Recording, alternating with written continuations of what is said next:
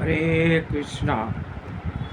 आज सहनी एकादशी है, तो उसके बारे में आपको कुछ बताना चाहता हूँ, तो ज़रा आप ध्यानपूर्वक सुने।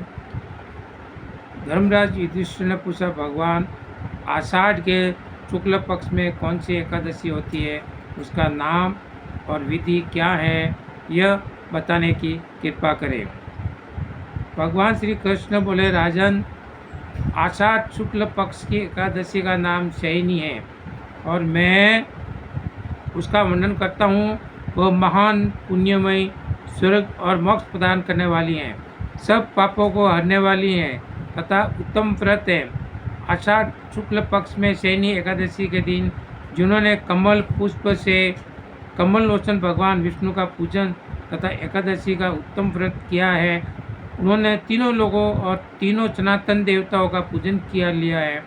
हर्षियानी एकादशी के दिन मेरा एक स्वरूप राजा बलि के यहाँ रहता है और दूसरा क्षीर सागर में शेषनाग की शैया पर तब तक शयन करता है जब तक आगामी कार्तिक की एकादशी नहीं आती है।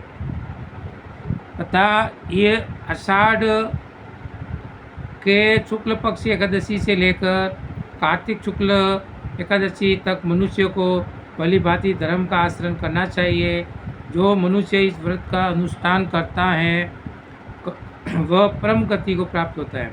इस कारण अत्यंत पूर्व इस एकादशी का व्रत करना चाहिए।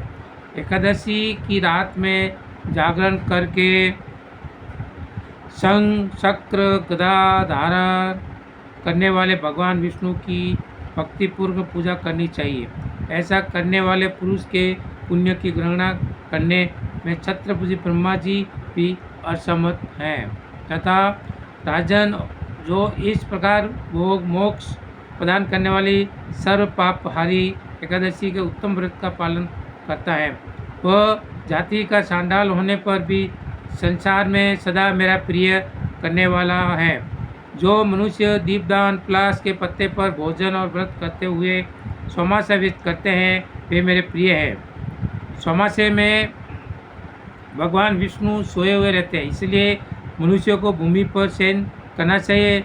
सावन में साग, भादों में दही, ग्वार में दूध और कार्तिक में दाल का त्याग कर देना चाहिए। जो सोमासे में ब्रह्मचर्य का पालन करता है वह परम गति को प्राप्त होता है। राजन, एकादशी के व्रत से ही मनुष्य सब पापों से मुक्त हो जाता है, अतः सदा इसका व्रत करना चाहिए, कभी भूलना नहीं चाहिए। शयनी और बोधनी के बीच में जो भी कृष्ण पक्षी एकादशियाँ होती हैं, कृष्ण के लिए वे ही व्रत रखने योग्य है। अन्य मासों की कृष्ण पक्षी एकादशी कृष्ण के रखने योग्य नहीं होती है। शुक्ल पक्ष की सभी एकादशी करनी चाहिए, इसलिए हर मनुष्य को शयनी एकादशी करनी चाहिए। उसे आषाढ़ी एकादशी भी बोलते हैं। जय श्री कृष्ण। हरे कृष्ण। जय श्री कृष्ण।